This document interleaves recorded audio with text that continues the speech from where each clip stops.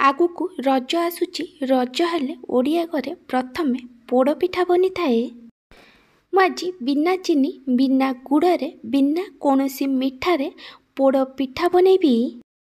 जदि आपण मिठा पोड़ पिठा खाई खाई बोर हो गले कि आपण को डायबिटीज अच्छी और आपण को मिठा खाइबा पई मना है ताहले आपण ए पोड़ पिठा को बहुत सहजरे प्रस्तुत करी खाई परिबे। मैं पोड़ पिठा को कड़ाई रे बनैबी। देखि पार्थुबे ए पोड़ पिठा केते सॉफ्ट बनीची। आउ डेरी न करी चलंतु प्रस्तुत करिबा आजिर रेसिपी।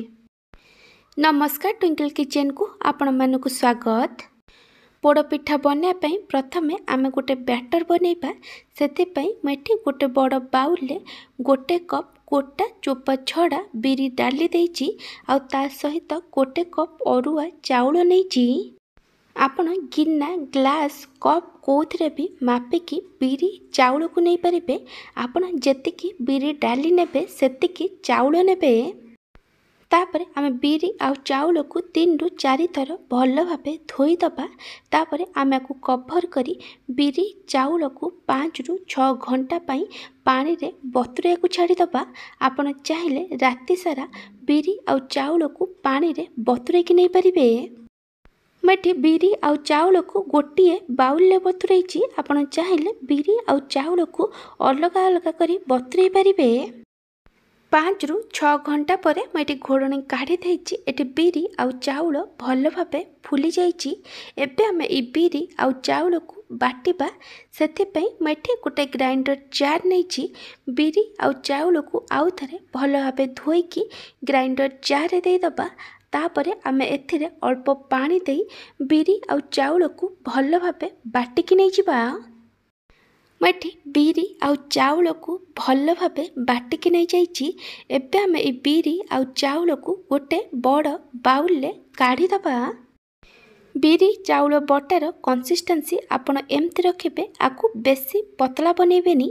एबे हमें बिरी चाउल बटा को गोटे डायरेक्शन ने 3 रु 4 मिनिट पर्यंत फेंटिबा। तापरे आमे को कवर करी 3 रु 4 घंटा पई रेस्ट हबाकू दबा। जेमती पिठौ भल भाबे फुली जिवो। मु आपन को गोटे छोट रिक्वेस्ट करुची, जदि आपन को एही रेसिपी भल लागिबो ताला को लाइक करिवे, आपन को सांग मानक सहित शेयर करिवे। जदि एपर्यंत मो चैनल को सब्सक्राइब करि नाहंती ताला सब्सक्राइब करबा को जमार भूलिबेनी। पाखर था बेल आइकन ने ऑल नोटिफिकेशन ने क्लिक करिवे। एहा द्वारा मो जो वीडियो आसीबो आपन प्रथमे देखि परिबे। जदि फेसबुक इंस्टाग्राम में देखुचंती ताला फॉलो करबा को जमार भूलिबेनी। 3 रु 4 घंटा परे मेठी घोड़णी काढ़ी देइची। मेठी आपन को देखै दउची। देखि पारथिबे बैटर एटी बढ़िया से फर्मेंट हो जाइची। एबे हमें सब को आउ थरे भल की मिक्स करि दबा। तापरे आमे ए बैटर रे स्वाद अनुसार लूण पकेइबा। तापरे मुझे किसी नड़िया को छोट छोट करी काटिकी नैची। आपण चाहिले नड़िया कोरा पकई पारिबे, किंतु नड़िया खंड पकईले तार टेस्ट बहुत भल आसी थाए। ये ऑप्शनल अच्छी। मुझे 1 इंच अदा को छेचिकी नैची। आपण चाहिले अदा को छोट छोट करी काटिकी पकई पारिबे।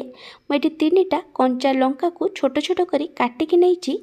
आपण को जेतिकी राग दरकार से अनुसार कंचा लंका नेबे। तापरे मु एथिरे 15 रु 20टा भृसंग पत्र देइची। आपण चाहिले एथिरे किछि धनिया पत्र को भी काटिकी पकई परिबे।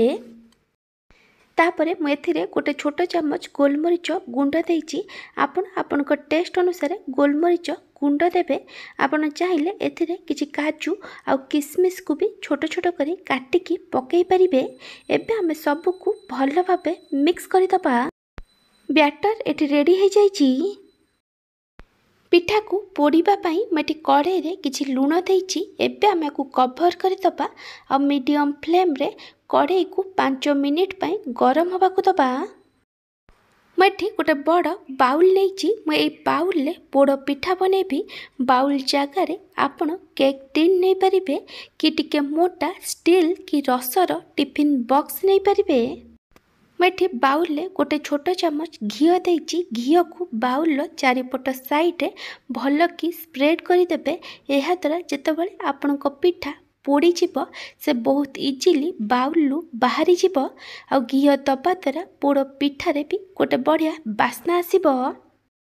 तापरे मु एथिरे गोटे बटर पेपर दउची आ जगार आपण कदली पत्र नहीं पारिबे। जदि आपण पाखरे ए दुईटा जाक जिनस नथिबो ताहले आपण बाउल गोटे छोट चमच मैदा कि अटा दे भल कि स्प्रेड करदेबे। एबे आमे बाउल जो बैटर को बने की रखी सबू बैटर को दे दबा। तापरे आमे बाउल को टिके टैप करदबा। एहा द्वारा बैटर रे जो एयर बबल्स अच्छी से बाहरी जीवो। एबे मो बैटर ऊपर किसी छोट छोट नड़िया खंड देइछि। आपण चाहिले नड़िया को लंबा लंबा पतला पतला करी काटिकी भी दे पारिबे। तापरे मु एथिरे किछि भृसंग पत्र आ चिली फ्लेक्स दे पोड़ पिठा को सजै दउछि। आपणक पाखरे जदि चिली फ्लेक्स नथिबो ताहले आपण सुखिला लंका को छोट छोट करी काटिकी आ ऊपर दे पारिबे।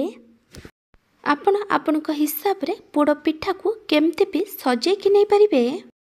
एबे आमे पिठा को पोड़ीबा। एटी 5 मिनिट हो गलानी। एबे आमे धीरे की कड़ई रो घोड़णी को काढ़ी दबा। कड़ई एटी भल से गरम हो जाइछि। एबे आमे एथिरे गोटे स्टैंड दबा। जदि आपनक पाखरे स्टैंड नथिबो ताहले आपण गोटे छोट गिना कि प्लेट नहीं पारिबे। तापरे आमे स्टैंड ऊपर बाउल को दे दबा। एबे आमे को कवर करी प्रथमे हाई फ्लेम रे 5 मिनिट पर्यंत कुक करिबा। तापरे आमे लो फ्लेम रे 35 रु 40 मिनिट पर्यंत कुक करिबा। मैं 45 मिनिट रे घोड़णी को काढ़ी। एबे आमे पिठा को चेक करिबा पिठा भल से सिझी कि नहीं। पिठा भीतर गोटे छुरी को दे देबे। जदि छुरी सफा आसीबो ता माने ए पिठा भल से सिझी जाइछि। देखि पारथिबे ए छुरी पूरा सफा आसुछि ता माने ए पिठा भल से सिझी जाइछि। आपण चाहिले पिठा को 30 मिनिट रे भी चेक करि परिबे। एबे आमे गैस बंद करि दबा आ पिठा को टिके ठंडा हबा को दबा। पिठा एटी टिके ठंडा हो गलानी। एबे आमे छुरी सहायता रे पिठार चारिपट साइड को बाउल छड़े दबा। एबे आमे बाउल ऊपर गोटे प्लेट को रखी दबा आ बाउल को धीरे की लेउटै दबा। तापरे आमे बाउल को काढ़ी दबा। पिठा बहुत इजिली बाउल बाहरी जीवो। एबे आमे बटर पेपर को काढ़ी दबा। पिठा एटी भल से पोड़ीची आ भल से फुलीची मध्य। मु आपन को पिठा को काटिकी देखै दउची। देखि पारथिबे ए पिठा केते जालीदार आ सॉफ्ट बनीची। जदि आपन को बिना मिठा रे एही पोड़ पिठार रेसिपी भल लागिथिबो ताला को लाइक करिवे। आपन को सांग मानक सहित शेयर करिवे। जदि एपर्यंत मो चैनल को सब्सक्राइब करि नाहंती ताले सब्सक्राइब करबा को जमार भूलिबेनी। पाखर था बेल आइकन ने ऑल नोटिफिकेशन ने क्लिक करिवे। एहा द्वारा मो जो वीडियो आसीबो आपन प्रथमे देखि परिबे। जदि फेसबुक इंस्टाग्राम में देखुछंती ताले फॉलो करबा को जमार भूलिबेनी। Thank you for watching.